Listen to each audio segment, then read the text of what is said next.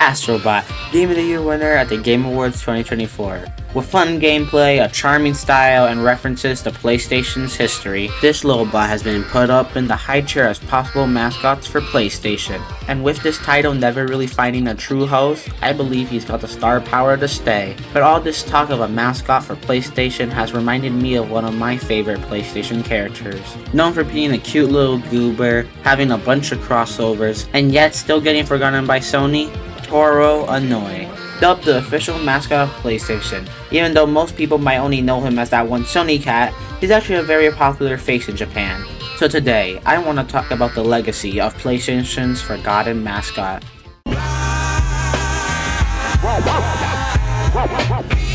Welcome to Ace Rodney Talks for the Superstars. Tonight, great guest, the incredible.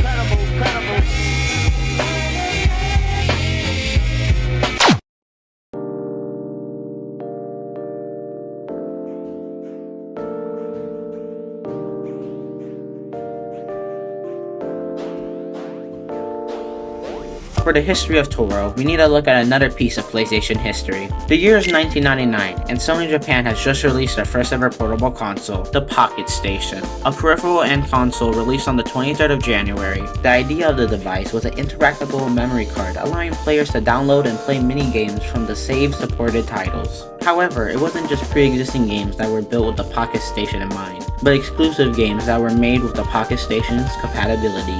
The most popular one of these was Doko Demo Issyo, selling around 1 million copies and using the PocketStation's compatibility to its fullest. So what the heck was Doko Demo Issyo? Well, on the PocketStation, it was just Sony's version of a Tamagotchi, but on the PS1, it was a completely new game.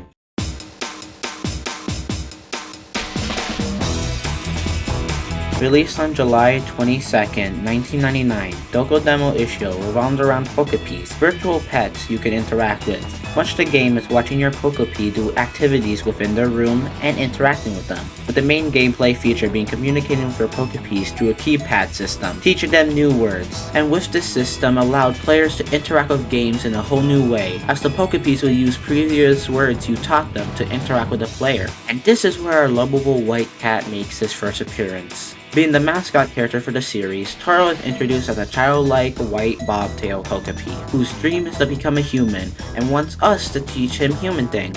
However, while Toro is actually an adult cat, he is pretty naive and innocent, loving to be pampered and to play around. Even then, he doesn't let this get in the way of his dream of becoming a human. But with this dream, it does cause him to have a minor obsession with humans, being curious about everything he can learn about them, specifically questioning love, romance, and adult subjects. Yeah, he is pretty adapted of human reproduction, and can get strongly attracted to anyone who gives him any monicum of love, to the point of asking the player to marry him. A game of Doko Demo Issyo is not forever though. The game has two endings. The bad ending, if you don't play for a while, Toro will just leave because you didn't interact with him. And the good ending, which has you playing until Toro says he's learned enough about humans and will leave to explore the world, in which both endings you have to start a new game. With a quick sale to the game and its new compatibility with the PocketStation, Sony considered the game a success and made an expansion to the game known as Doko Demo Issyo. Released on January 21st, 2000, Doko Demo Issyo is an expansion to the original game, where you take care of a kitten Toro as your Pokepie as a sort of prequel to the previous game. Everything works primarily the same, but without a horny Toro comment every so often. Later on, in 2001, another expansion was made called Imo Demo Issyo, which featured online functionality through the game through a link cable from the PS1 to an iMode phone service.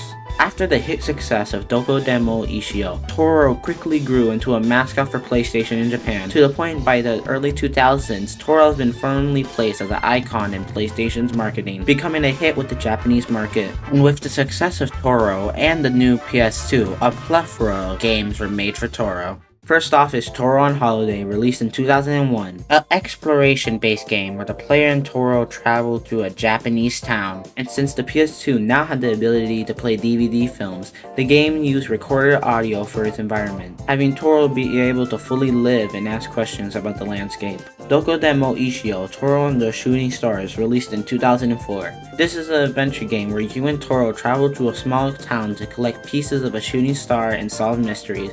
all while continuing the teaching mechanics of the previous games. Doko Demo, Toro and More Parties, released 4 months after Toro and the Shooting Stars. The game is about Toro filling an empty lot with new words that you teach him, with this being the game to introduce Kuro Nekos, which are a species similar to Pokepeas, but instead made up of only black cats. Even with Toro being a big name that has been firmly established as a cultural icon in the Far East, and many games I didn't talk about under his belt, the American branch of Sony did not want a single mascot to represent the brand. Yet that did not stop Toro from entering the 7th generation of consoles with Mascot Issyo on the PS3.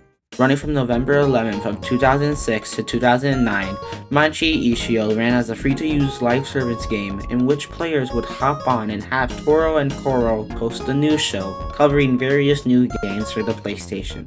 Here being Kuro's first debut to the franchise. Being a companion of Toro and being the complete opposite of Toro, Kuro is a more mature and sleazier person. He loves drinking and gambling and women, yet is smarter than Toro, knowing chemistry, but is still way lazier than Toro with no goals at all. Right after the end of Mascot Issyo, as a successor, the weekly Toro Station started. The game worked as a continuation of the last one after the servers closed. It continued to present broadcasts of Toro Station, except now on a weekly basis instead of the former daily basis. Weekly Toro Station also had a membership called Plantilla, and in-game coins that could be bought as a separate add-on in the PlayStation Store. But the in-universe explanation is Toro is now broke and he's using the funds to pay his rent. So add that one to the Doko Demo Issyo timeline. Now we have a big one, Toro Let's Party, released on July 23rd, 2009, coinciding with the 10th anniversary of the Doko Demo Issyo series, and with this being the Doko Demo series' first jump to English with a Hong Kong release. The game is a party game with a collection of minigames that can be played. While being a party game, this game does have a story mode that we can read all that juicy lore. So what is the plot?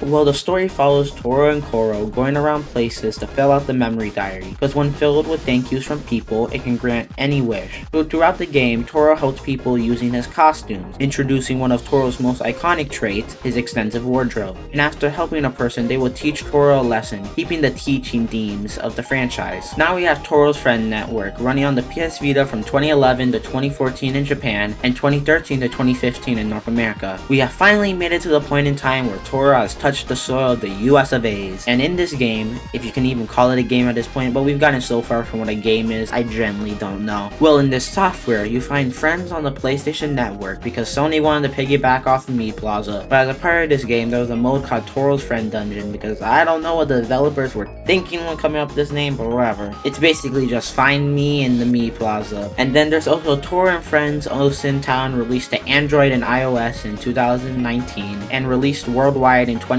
before the game servers died in 2021. But at this point, Toro's most known appearance in America is from crossovers. This is most known crossover, which is his playable appearance in PlayStation All-Stars Battle Royale. Toro and Kuro also both appear in the Hotshot Golf games as recurring playable characters. Toro and the whole Doko Demo cast is also spirits in the game Destiny of Spirits. So if you're a die-hard Destiny of Spirits player and love Doko Demo Issyo, there's an entire range of them. Hatsune Miku Project Diva has a version of the song featuring Toro and Kuro as DLC. Ape Escape Million Monkeys has Toro and all the Pokepeas appear hidden throughout the levels in the game. And even Danganronpa, another episode, Ultra Despair Girls, has Toro and Kuro appear as Easter eggs, with you being able to find their house too. But if you think that's the craziest crossover here, you'll be mistaken, cause freaking Terraria has Toro on the PlayStation Vita's version of the game, but only on the exclusive Japanese version where you get a themed variety set that when fully warmed makes you look like Toro. And of course, Astro Bot, the thing that started this journey for me, has Toro. First in Astro's Playroom has Toro and Kuro bots dancing in front of a PocketStation, and an Astro Bot has a Toro bot that you can collect. Yet at the end of all this research, I still had one question. Why is this little cat so dang popular? And I think I have an answer. Throughout the entire Doko Demo series, Toro's goal has been to become human, but I can argue he already is one, because what Toro's character represents is that childlike wonder of the world we all had when growing up. To explore the world, learn about life, and just live in the moment. One thing Japanese culture differs in than in American culture is atmosphere. From the respect to nature to the artistry and manga backgrounds, that's one thing the West isn't as prevalent in.